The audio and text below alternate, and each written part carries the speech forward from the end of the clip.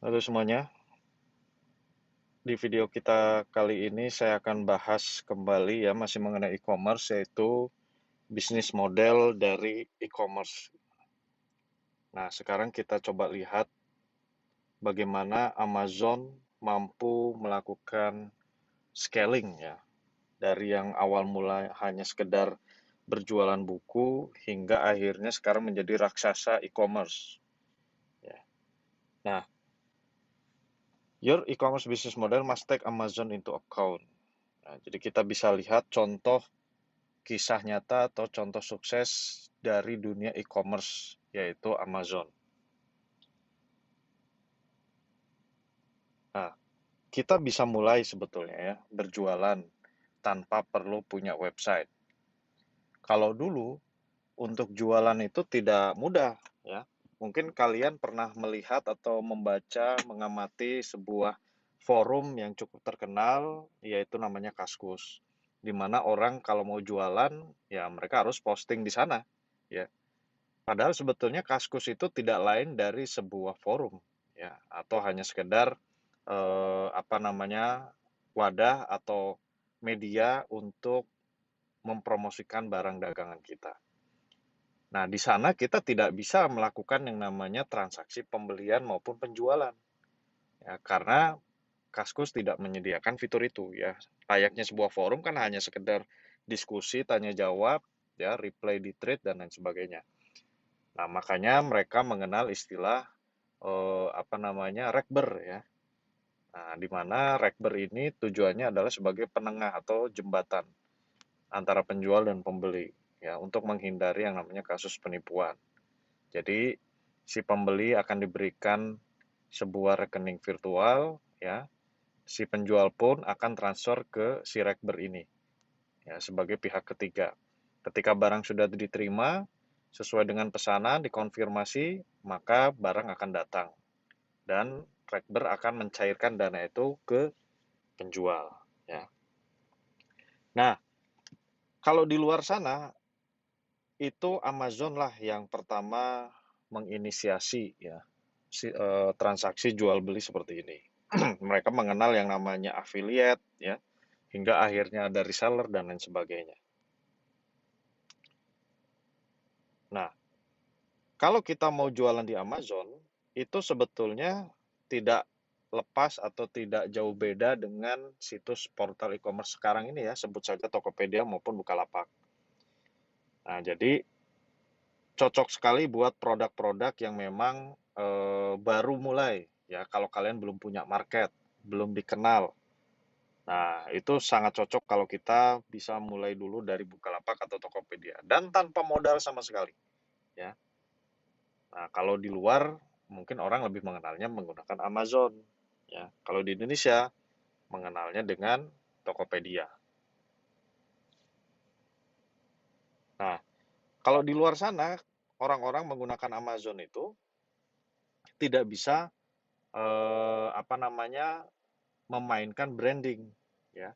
Kita kalau mau punya brand sendiri susah, tidak bisa dikendalikan, tidak bisa kita kontrol ya, tidak bisa namanya upselling atau cross selling, tidak bisa apa namanya mempunyai sistem yang cukup bisa kita apa namanya kendalikan ya karena kita mau tidak mau kan harus ngikut yang ada ya contoh saja seperti di Tokped ya kalau masalah diskon ya berarti kita harus pakai sistemnya Tokped ya promo-promo pakai sistemnya Tokped ya dan lain sebagainya. Oke, nah saya lanjut ke sini ya. Mari kita mulai ke bisnis model ya. Bisnis model di dalam e-commerce ada 5 ya. Yang pertama jenis dropshipping, yang kedua adalah wholesaling, yang ketiga adalah private label, yang keempat white label, dan yang kelima adalah affiliate. Nah, kalau kita lihat di sini, kita mapping ke dalam bentuk difficulty, yaitu tingkat kesulitan, lalu juga ada tingkat kecepatan dalam menghasilkan uang ya atau revenue, terus margin atau keuntungan, kelebihannya apa dan kekurangannya apa. Nah, ini nanti kita akan coba bahas satu persatu ya, mulai dari dropshipping. Nah, dropshipping itu sendiri keuntungannya adalah kita tidak perlu yang namanya inventory, ya, nggak perlu yang namanya gudang, ya. Karena di dalam dropshipping kita sebetulnya hanya membantu menjual barang orang lain, ya. Jadi kita tidak perlu punya barang apapun, ya. Cukup kita punya sebuah website atau sebuah sosial media atau media apapun itu, lalu kita punya supplier, ya, tempat kita mau order barang. Nah, nanti kita tinggal bilang ke supplier itu bahwa kita mau dropship, ya. Nah, ketika kita mau dropship, kita nanti tinggal promosikan barang-barang yang ada di supplier, ya. Sebut saja misalkan sepatu lah, ya. Kita dapat sepatu, harga dari supplier itu sebut saja 100.000. Nah, lalu kita jual sesuka hati kita sebetulnya, ya. Mau 150.000, mau 200.000, ya, sebut saja angkanya 200.000.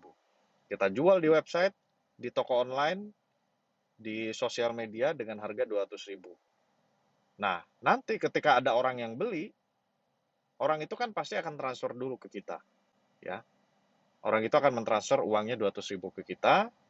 Nah, barulah kita nanti order ke supplier tadi, ya.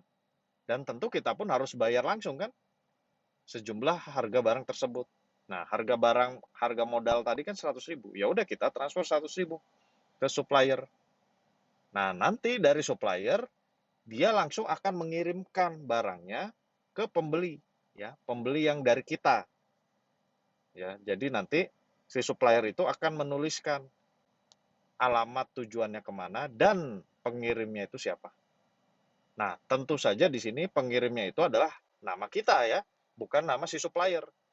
Jadi orang tidak akan tahu barang ini dari mana. Nah, itulah salah satu ciri dari yang namanya model bisnis dropshipping.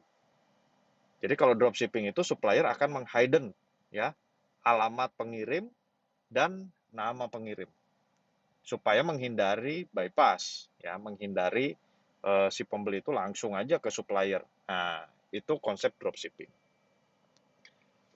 Tentu di sini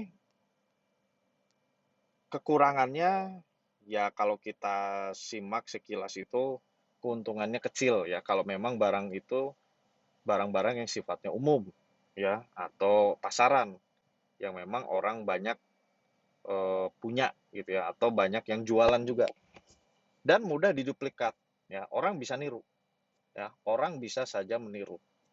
Nah, itu kerugian, bukan kerugian, ya, sisi lemahnya dari dropshipping, ya. Nah, saya tidak bahas ke Amazon, ya, karena kita kan tidak jualan di sana. Oke,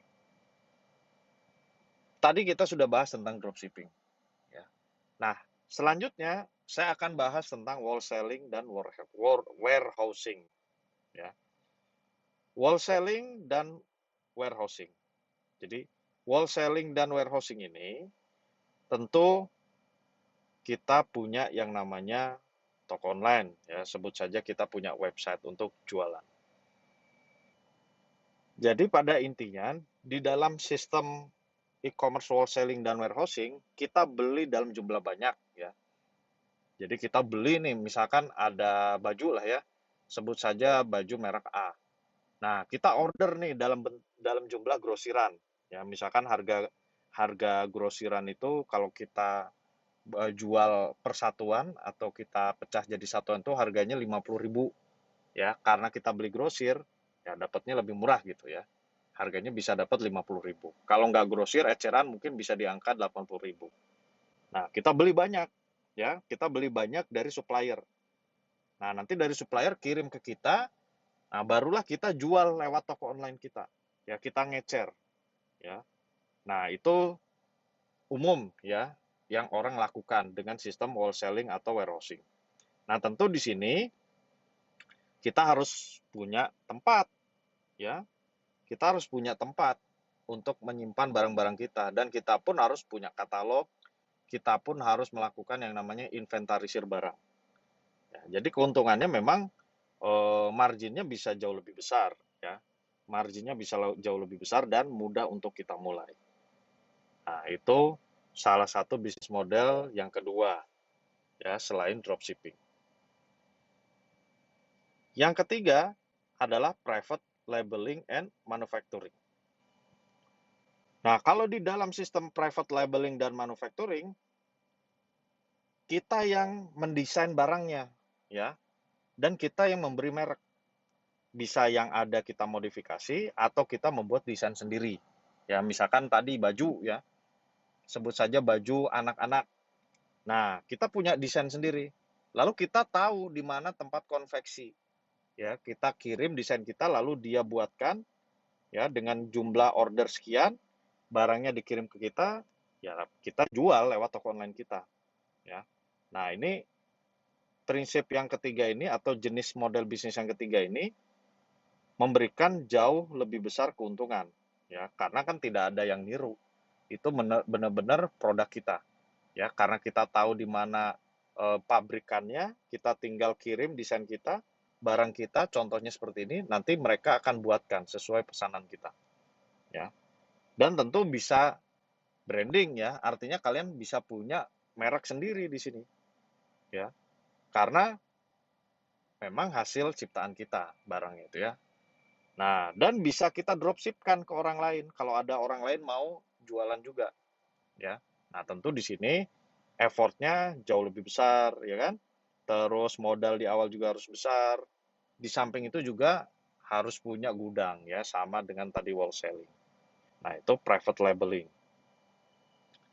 Selanjutnya adalah white labeling, ya. White labeling ini tidak jauh beda sebetulnya dengan private labeling. Kalau white labeling kita tidak mendesain sendiri, ya. Jadi ada vendor-vendor atau pabrikan-pabrikan, misalkan tadi ya kaos, dia jual kaos polos, ya, nggak ada merek.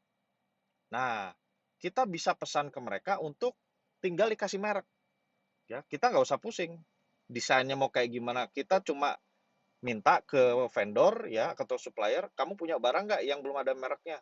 Oh, ini saya ada kaos, jersey, ya, celana, atau baju, atau kemeja. Nah, tinggal kamu kasih merek apa aja terserah kamu. Nah, itu salah satu konsep model bisnis dari white labeling, ya. Jadi bedanya tadi dengan private labeling, kita tidak perlu susah-susah mendesain. Ya, desainnya sudah disediakan sama mereka. Hanya tinggal dikasih nama, ya. Nah, jadi itu bedanya, ya. Tetap sama-sama bisa pakai branding kita sendiri ya. Kita bisa punya merek sendiri, ya. Nah, itu salah satu bedanya. Terus kesulitannya ya kita harus cari suppliernya itu ya, yang mau menerima konsep atau sistem white label ya, kasih merek sendiri. Nah, itu nggak banyak ya, nggak banyak yang menyediakan hal tersebut. Nah, tentu di sini juga sama, kita harus menyediakan gudang ya atau tempat untuk menyimpan barang-barang tadi ya. Nah, itu kalau mau white labeling. Yang terakhir adalah affiliate marketing ya. Affiliate marketing ini kalau bahasa gaulnya itu disebut dengan makelar ya. Makelar, perantara. Jadi kita tidak perlu punya barang ya, tidak perlu punya gudang, cukup modal laptop dan tahu caranya jualan. Nah, gitu. Selama ini kalau di dunia offline, makelar itu ya lebih cenderung ke yang jual tanah ya, makelar tanah atau makelar rumah. Jadi misalkan si A ini makelar tanah, kenal sama salah satu developer yang mau jual rumah. Nah, nanti si makelar ini tinggal cari orang yang mau beli rumah, ya, dapatlah konsumen si B, sebut saja. Nah, si B ini diantar, ya, ke developer tadi, ke developer si A. Nah, nanti si developer itu akan memberikan komisi setiap kali membawa konsumen. Nah, itulah konsep makelar. Di sini pun sama dengan istilah affiliate, ya. Jadi kita daftar ke salah satu situs, ya, salah satu situs, sebut saja situs online ya, tokobaju.com lah. Nah, tokobaju.com ini menyediakan eh, model bisnis affiliate atau afiliasi. Kita daftar ke sana, ya. Setelah daftar nanti ada halaman login, setelah login nanti kita dikasih link affiliate kita, ya.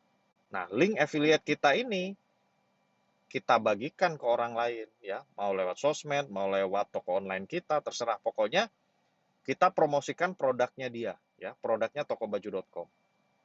Nah, caranya adalah link ini yang harus kita pasang di media sosial, di website. Pokoknya setiap kali orang mau beli barang yang di tokobaju.com harus pakai link kita, ya, link yang sudah diberikan oleh tokobaju.com. Nah, ketika orang klik link itu, nanti tokobaju.com akan men-tracking, melacak. Ini datangnya dari mana? Ya, ada orang mau beli barang saya, datangnya dari mana? Nah, ternyata karena pakai link kita, otomatis akan terdetek. Dan kita kan sudah terdaftar di situs tokobaju.com. Akan muncul, oh, pembeli ini datangnya atau direferensikan, direkomendasikan oleh saya, ya. Nah, otomatis saya nanti dapat komisi sebagai affiliate. Biasanya komisi yang ditawarkan itu minimal 30% ya. 10, 20 sampai 30, bahkan bisa lebih.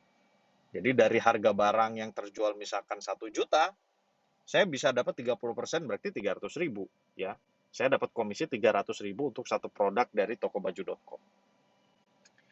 Nah, itu beberapa macam ya, kalau kita kembali ke sini, ya. Ini mappingnya. Ya. Jadi, kalian mau jadi dropshipper, mau jadi wholesaler, private labeler, white labeler, atau affiliate marketer.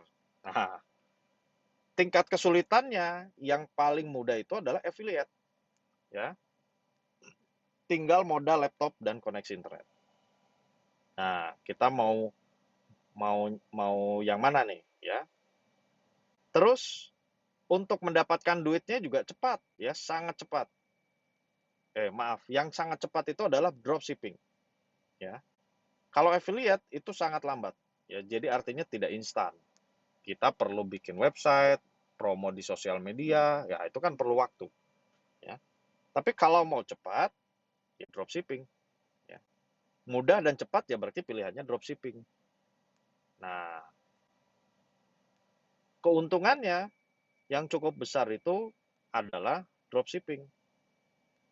Di antara affiliate dan dropshipping ini, yang cukup besar itu adalah dropshipping. Tapi kalau mau lebih besar lagi untungnya, nah kalian harus punya produk sendiri. Bukan produk sendiri ya, produk yang memang kalian branding sendiri, ya. Produknya kalian branding sendiri nih. Nah, antara private label atau white label. Ya, jadi jangan sampai lupa perbedaan di antara keduanya. Kalau private label berarti kalian desain sendiri, ya, dan dikasih merek sendiri. Tapi kalau white label itu kalian tidak perlu desain sendiri, cukup kasih merek, ya, cukup kasih merek sendiri. Nah, tinggal cari suppliernya yang mau ke arah sini. Nah, itu silahkan pilih, ya, mana model bisnis yang sekiranya cocok buat kalian. Oke, baik, itu dulu materi yang bisa saya sampaikan hari ini. Ya, jangan lupa kerjakan tugas yaitu buat rangkuman atau resume. Sampai jumpa di video saya selanjutnya.